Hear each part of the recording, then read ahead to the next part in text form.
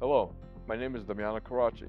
I am the CEO of Spectrum Accounting Services, and welcome to Business Insights. What we're going to do here today is we're going to try to take tax strategies and integrate them with different business concepts. Please enjoy the show. Bryce, thank you for coming here today. Thank you for having me. So, quickly before we get started, what is the name of your business? Legacy Insurance is the name of my business. How long you been doing this? I've been in the insurance industry for about 5 years. And you specialize on commercial properties. On commercial insurance and life insurance are my two big specialties. Right. Life insurance. How can a business owner use life insurance products to benefit their business?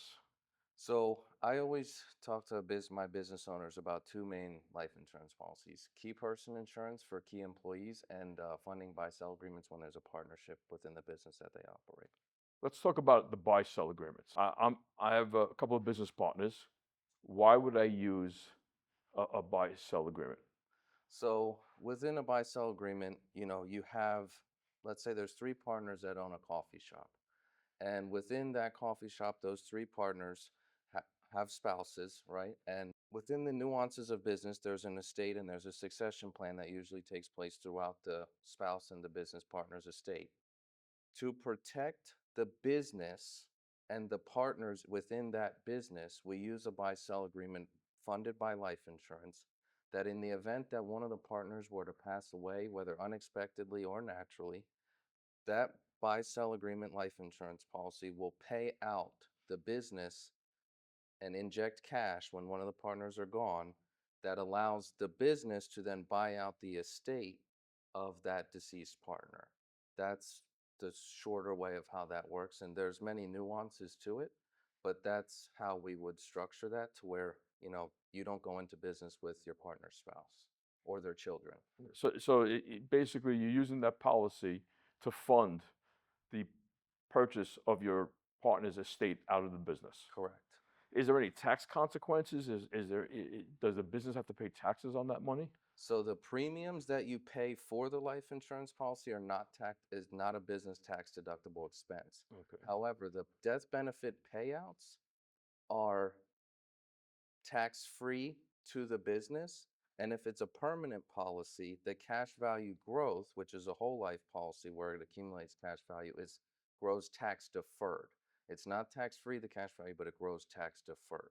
So you're not paying taxes until the money is taken out of the policy and tax deferred. Yes, exactly. Great, great. Uh, when do you recommend someone, a business partners, to buy a buy sell policy? I would say during the formation setup of a business, when you're getting into a partnership, it should be a topic of discussion to put on the radar. As soon as the business crosses $1 million in revenue, I would say it becomes less of an option and more of a requirement for the business continuity. But it should be a topic of discussion from the beginning. You should have the proper consent forms in place by both parties, and the business as a whole should have an understanding that this is an expense that they should incur, especially as the business grows. The qualifications or the application to get an insurance policy, is it same as traditional life insurance? Is there physical required? Yes, so it depends on the age of the partner and the medical history of the partner, like it would for any life insurance policy. However, the only difference is instead of it being an individual and an individual that own it, the business would be the beneficiary and the individual would be the insured. And we can also do it as individual and individual, meaning that the business is not necessarily directly involved on the policy, but those are all nuances of the specific client that I'm working with and what we decide. We talk with CPAs and accountants, accountants like yourself, on what actually makes the most sense for that business. How does the policy? So you mentioned that at $1 million revenue mark, you should start talking about this, or you maybe should get the policy. Yeah. Uh, what happens as the business grows? Does the insurance policy change? The insurance policy does not automatically change, but I would say the best practice that I recommend to my clients is during the annual review with your accountant, that buy sell agreement should be revisited and it should be talked about with your insurance agent to make sure that the valuation of the current business and its growth is accounted for within the current policy, or there should be another policy that's layered on top. to make sure that the partnership is being bought out at its current valuation. I have seen a buy-sell agreement that was underfunded by 80% because they didn't revisit it for 5 years. So you're talking about a little bit of a heartache for when the actual person passes away. Yeah. What was your biggest horror story? My biggest horror story was not with the business life insurance, but it was a personal life insurance situation where my mother was in a car accident and died very suddenly, where that life insurance payout that I received that she had bought for my brother and I, allowed me to completely change the trajectory of my life. And, it allowed me to be sitting here with you today. So the policy affected your life. Well, we'll get back to some more questions after a short break. Thank you.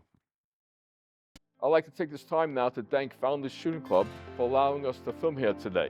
Founders Shooting Club is a members-only club with a beautiful indoor range, a lounge, cigar room, fitness, golf, the whole experience. If you want a place that feels like a luxury retreat for shooters, visit foundersshootingclub.com and book a tour. Now, let's get back to the show.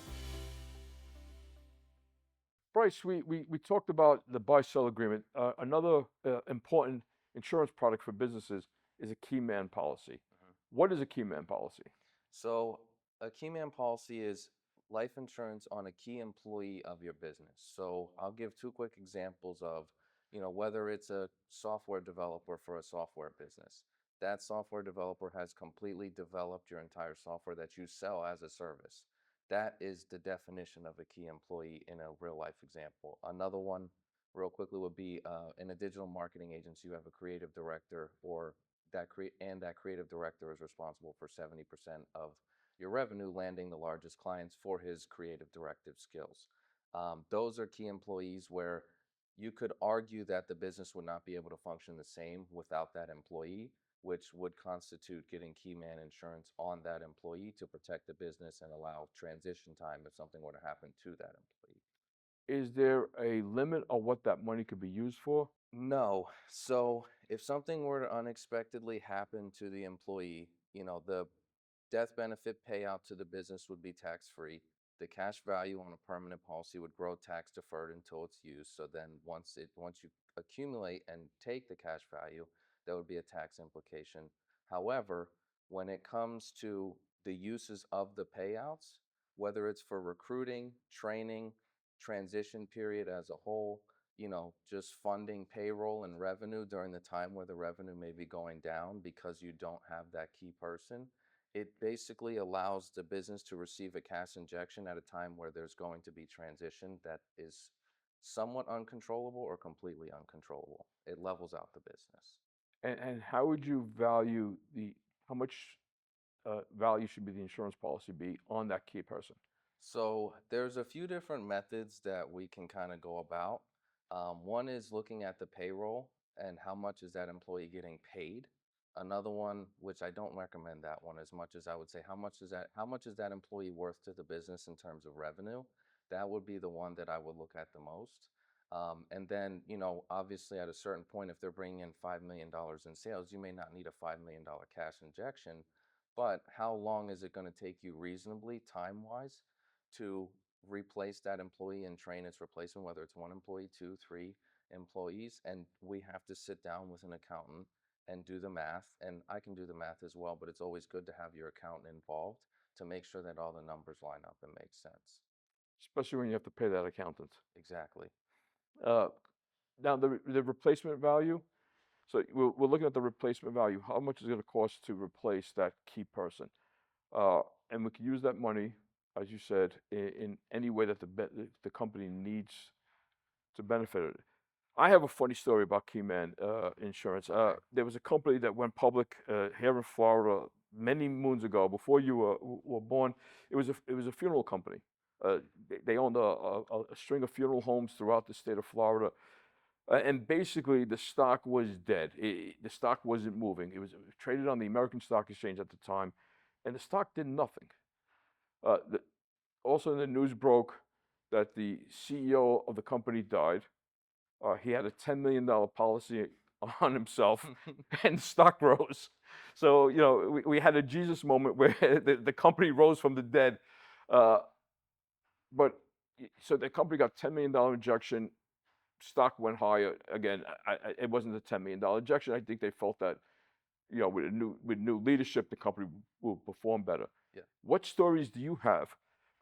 Again, key man insurance policy, not having the proper policy, or you know, what funny story occurred? So I actually, one of my mentors early on had a digital marketing agency, and he did not understand the concept of key man insurance. And I explained to him that he's the bottleneck of the business. Without him, the business would not generate 80% of its revenue, 90% of its revenue.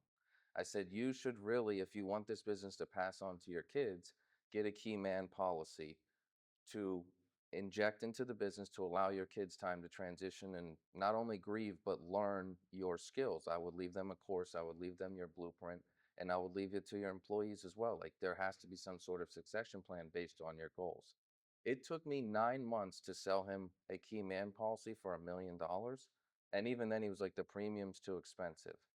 And then next thing you know, one of his friends that was in the industry did not have a key man policy, and he ended up having to buy that his digital marketing agency from his friend's estate because the estate was so unorganized. There was no cash injection with a key man policy, and ultimately his business grew from it. But it was forever that it took me to sell him that, and then watching his friend lose his agency for not getting what I told him to get. So one of the reasons why us business owners get into business is because we want to pass that business on to our family and onto our estate, to leave our legacy. Exactly. Uh, Question is, can I be overinsured? Yes, there is such thing as overinsured. There's always a situation where that could be, a matter of discussion on, do we really need this much insurance?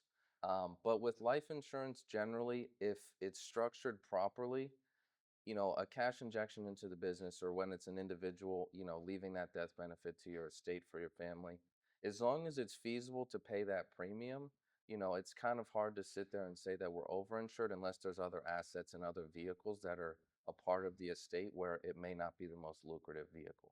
But when we're talking business partnerships and key employees, it's really a math formula that it comes down to. Well, thank you. Thank you very much. It was great having you here. I hope people enjoyed this podcast. Thank you.